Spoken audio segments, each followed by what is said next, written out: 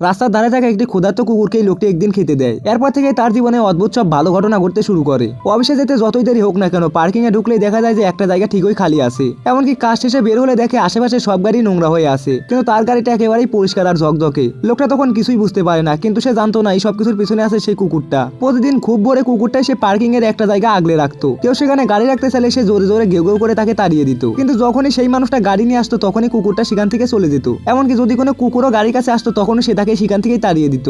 এমনকি সে সুযোগ পেলে কোথা থেকে যেন পানি এনে গাড়িটাও পরিষ্কার করে রাখতো।